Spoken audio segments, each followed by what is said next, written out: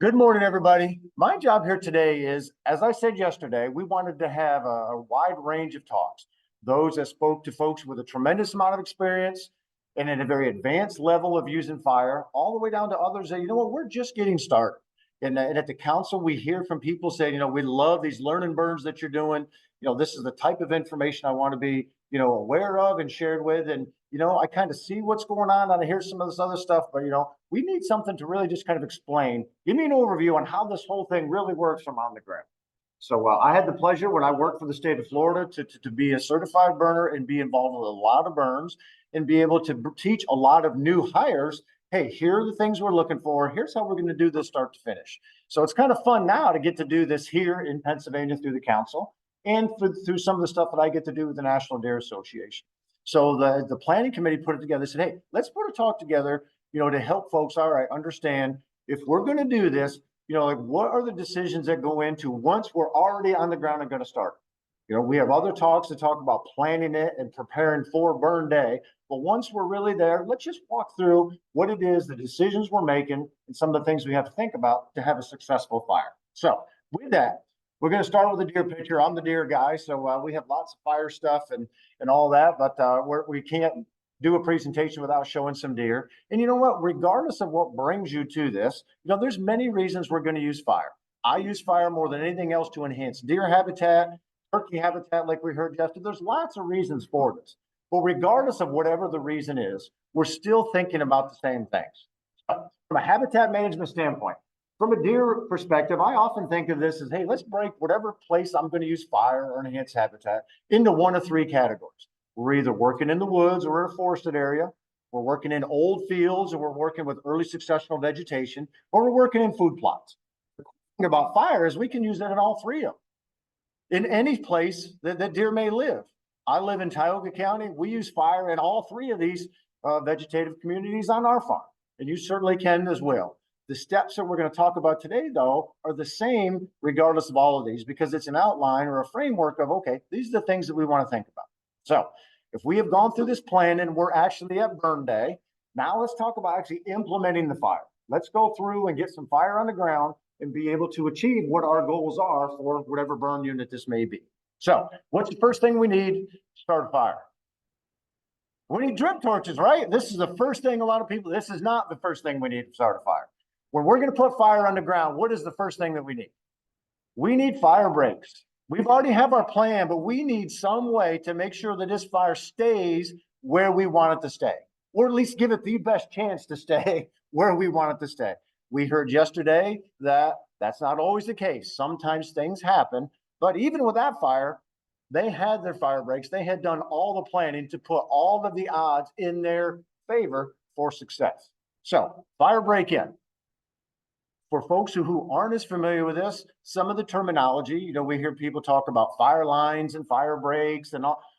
Essentially, a fire break is an area of where we have removed the fuel and fire theoretically is not going to burn through that. So that's what we're talking about here. Let's put something around the unit that we're going to burn. We're not talking about a firing line. Firing line is where the fire is being applied. But depending on where you are or folks who you talk to in the fire world, those terminologies sometimes are intertwined. When I worked for the state of Florida, every single person in the state of Florida would have considered a disc line a fire line. That's what they were called in that part of the world. In Pennsylvania, it is very different. They are fire breaks. Most people refer to the fire break as the area that's holding the fire in. But whatever you may call it, what we're talking about here is, hey, let's get some area that where we're removing that fuel and we have a place to start a fire and then stop a fire as well. And there's a lot of different things that we can use of this. Now, I talked about the three different vegetative communities from a deer habitat standpoint, because I'm going to show you examples in each of those three. If we're in the woods, we certainly can have, if you have a dozer or a fire plow available to you, to be able to do that. But you can see we have an area where the side-by-side is going down. It's dirt. There are no leaves. There's no other material that's going to burn. And if you have larger equipment to be able to put these in, that is awesome. Those are great ways to do it. But you know what? If you're only going to burn, a few acres, or you're a smaller landowner, or you know what? You don't need all that big equipment. You can do the same thing with a backpack leaf blower or even a handheld leaf blower. It's something that's just removing that material that will burn so that we have an area that we can then run fire through and safely stop it. If we're burning in old fields, we're managing early successional vegetation, well, this is obviously a lot taller. We end up with taller flame lengths. Disc fire breaks are great ways to do this. We can disc around here so that we have removed the vegetation. We have dirt that's not going to burn. Great place to be able to start and stop a fire. But there's a lot of other things we can use as well. We can use roads, we can use creeks. So lots of options, but the idea is let's just have a place that we know can safely burn. Now, this is looking at an old field, and actually we have a couple here. What you see running down, along the edge of the woods is a disc fire break. But in there, you can see a browned out unit. This is actually part of this field that we were going to burn that was sprayed during the summer. So the brown area is what we are going to burn. It's dead vegetation. But what's all the way around that? It's a sea of green. We don't, at this time of the year, we don't need to disc a fire break around this. The fuel moisture and all of this green vegetation isn't going to allow any of that to burn as long as we're burning under appropriate conditions relative to the amount of humidity and wind speed. So it doesn't always have to be a disc date. I know people who have burned at times late winter, early spring, when we get a dry day, when there are still snow on the ground, and have literally used snow as a fire break. That's a pretty cool fire break. It's not going to burn through that.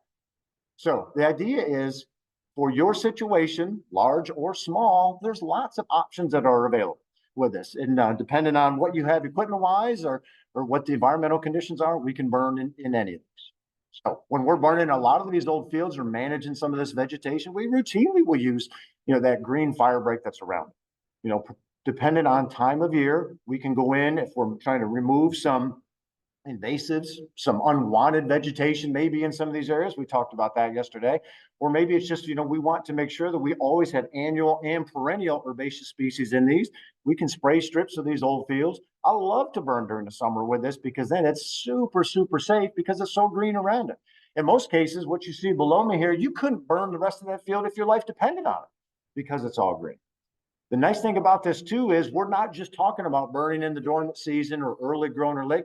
This greatly expands the number of days that you can actually burn throughout the course of the year, which greatly enhances that wildlife habitat. If we can burn some in February, maybe again in March, in April, May, June, if we can add a little bit of fire during all of those months, that adds greatly to that variety and that diversity in plant response. So I love to do this on our farm, and certainly you can do this too.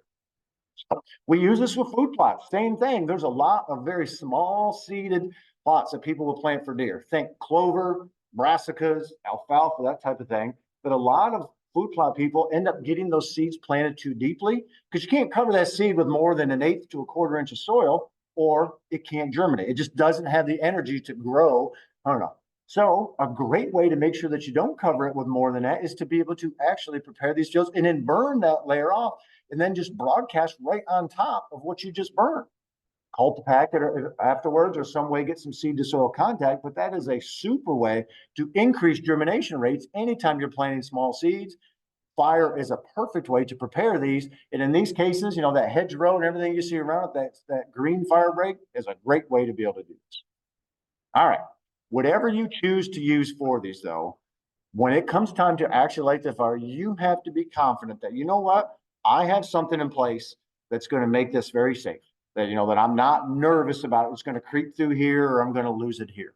So many cases when you first get started, it's good to err on the side of maybe a wider fire break or more soil like this around it than maybe that you actually need. Nothing wrong with being a little more safe, a little more cautious. As you get more experience using this and understand how the environmental variables are affecting what's going to happen with that fire that day, then that just opens up opportunities even more as you become more comfortable using fire.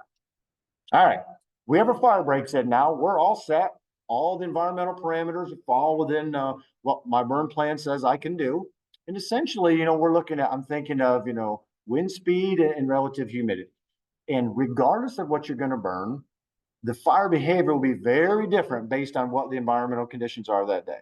You're going to burn something and it's 20% humidity. That exact same fuel will behave very differently if it's 20% as opposed to 50% humidity then.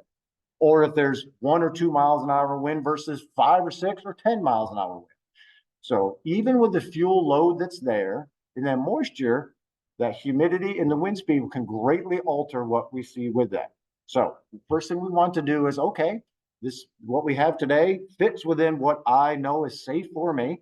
This is what I think is going to happen. But now let's put a test fire down to make sure what happens is what I believe is going to happen. So that it's safe to go ahead and light this out. And essentially what we will do with this is we get on the downwind side against our fire break, and then go ahead and light a test fire. And you got a little video here. If I'll move this, I'll show you. And this is a very important time. So it's time to sit and actually watch what's happening.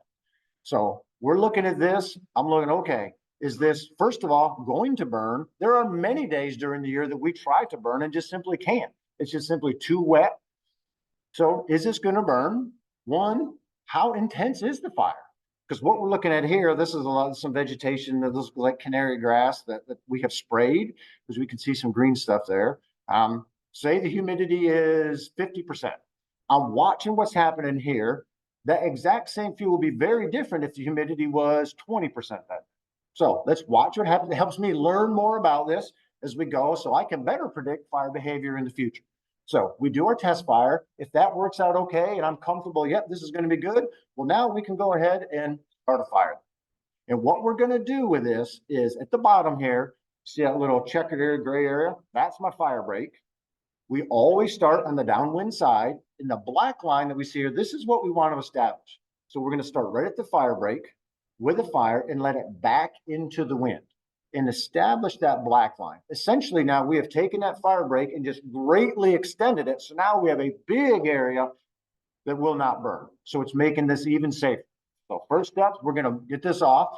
And you can see our little stick guy going through there. So he has this fire backing into the wind, very safe, very low intensity.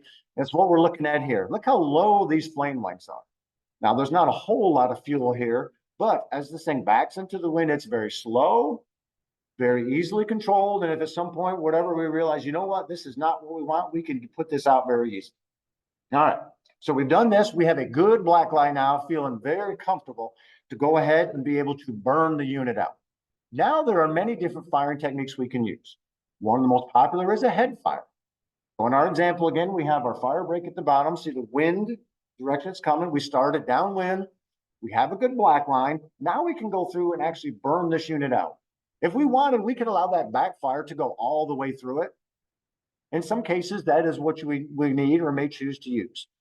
Depending on size of the unit, it can take a long time for that. And if you're burning in woods, in some cases, that residence time, because it's going so slow, it's actually so hot, you can end up killing trees with a very low intensity fire because it takes so long to move through.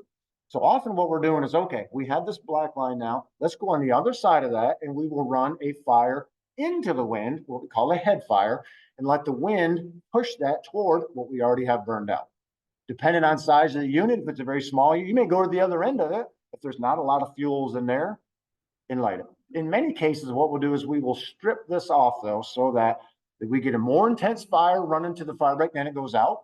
Then we go behind that, as you see with the second line here, run another one. So it's a controlled way to have a little more intense fire. It's exactly what you see here, where look where the smoke. So this smoke is blowing from right to left. So we have the left side would be where our fire break is and where our black line is. Now we're going to start to burn this out. I'm coming through here, running a head fire. Great way to be able to do it. This picture is showing actually, on the left is that backing fire that I showed you, and on the right is a heading fire coming into it. Now, there's very little vegetation, so we have low flame lengths, but you can see how much more intense the fire on the right, that head fire is, because it's going with the wind. So think about it, if you're starting a fire, campfire, fire in a wood stove or whatever, it needs air. And if we can force more air to it, intensity goes up. And it's exactly the same thing with what we're burning out here. Well, maybe you don't want to use a head fire. Maybe we need something that's a little less intense. So fuel loads are maybe really high. Maybe there's, a highway right near where you're burning. Maybe it's a little on the low end humidity from your prescription. So we won't want quite as an intense a fire, but we can use a flanking fire. Again, at the bottom is where our black line is. So rather than walking across the unit and having the fire or the wind blow this in, we can walk into the wind, which then the fire will start to spread out as it goes across. So you end up with altering or varying intensities of fire through that. And it's exactly what we're seeing here. This fire is going to spread out as it goes through, and this may be exactly what you need to achieve your goals relative to fuel that's there and what you want from a safety end. So flanking fires are great ways to burn these out. We can also use a point source fire, where rather than running a strip all the way across, we can drop fire at certain points and allow that to grow out from that. So we kind of get a combination of a head fire and a flanking fire here together. JD was here yesterday talking about some of the aerial burning that they do. I had the pleasure when I was in Florida to do a lot of burning from a helicopter with the aerial ignition system. This is exactly what this is doing. If any of you have seen those go, dropping those balls, potassium permanganate, at different spots throughout the burn unit, that's essentially a point source fire. All of those start, spread out, and then you get that combination of firing techniques as it goes through the unit.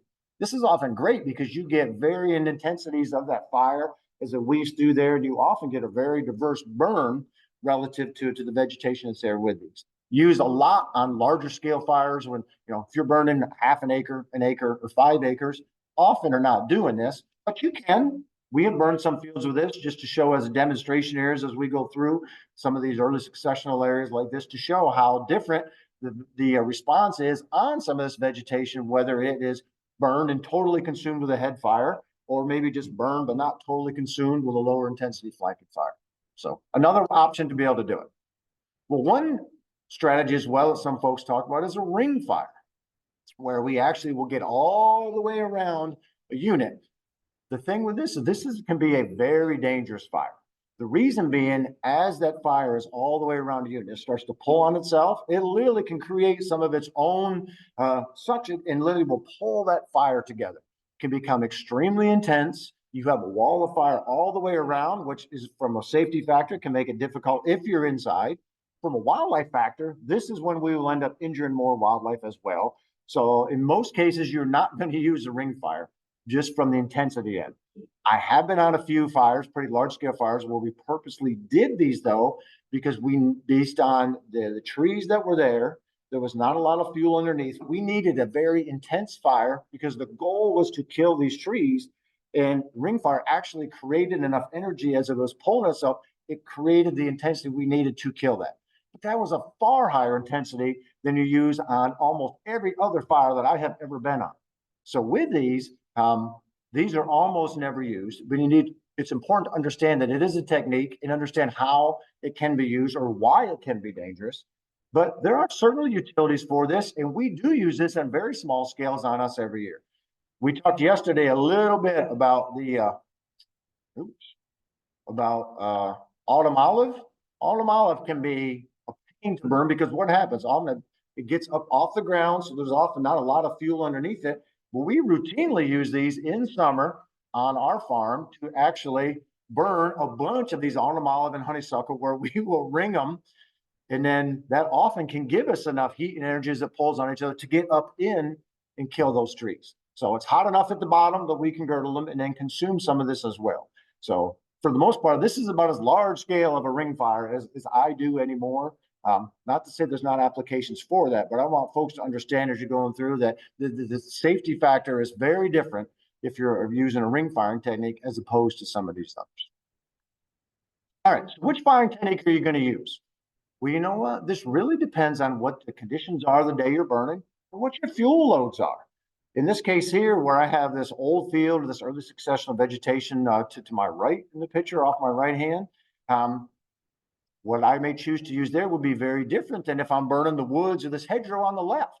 So you have to take into account what it is that you're burning, the fuel moisture, all of those environments, and then what your goals for that are. You may be burning an area that has trees that, your goal is to not kill any of those trees. The technique you select then can be very different than if that burning that same unit, your goal is to chop kill those trees. So being able to pick which or match what you have comes from experience. It comes from understanding, the effects of that fire and learning with others. And then certainly more experience that you have will help you do a better job with this and pick.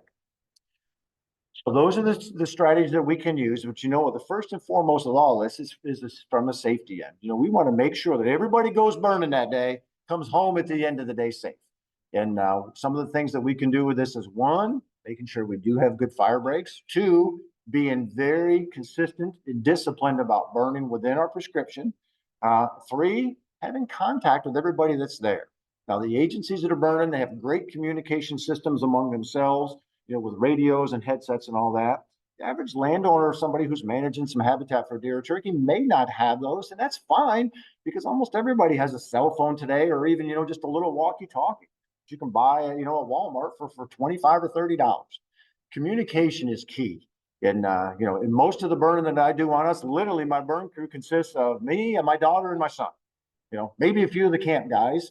But so even with that, though, we have the ability to at least say, if I can't see them, I know what they're doing. Go ahead and, light that line, or nope, hold up, or hey, Dad, it's getting really hot over here. Let's hold up for a minute. Please come take a look at this, before we let those type of things are incredibly important and they're very simple to do.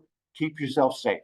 So also walking into a unit, depending on the size of that unit or what vegetation is there, you should be able to get in there while it's burning. I always do because I want to assess what's going on.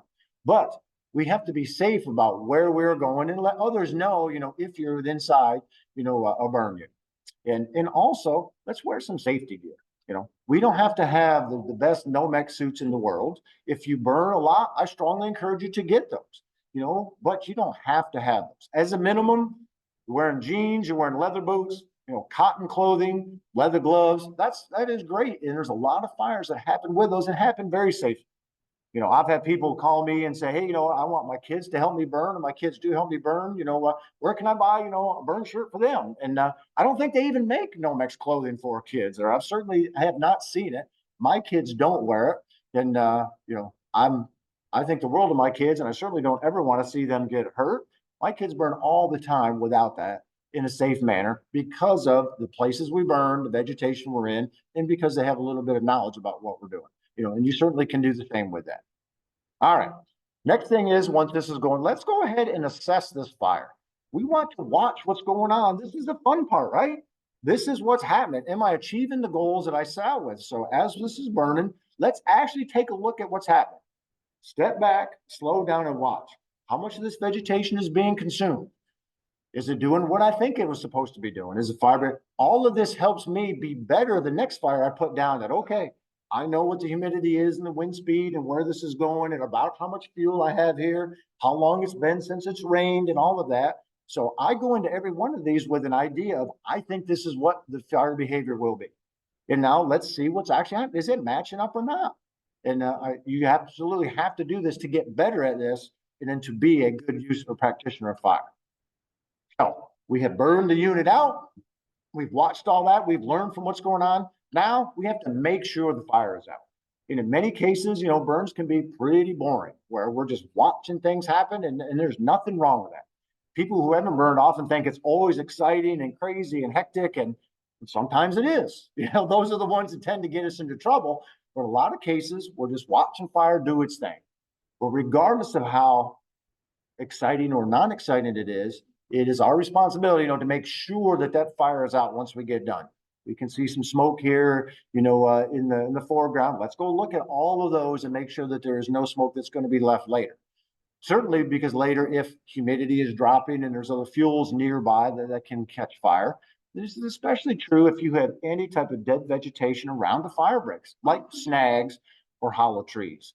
These are places that easily can get an ember in, and then you can see here, this fire coming out the top of this, because this was a hollow tree, it burned around the bottom and went up. And then now we have the ability where this can start sending embers over fire breaks and ending somewhere else where you don't want it to be.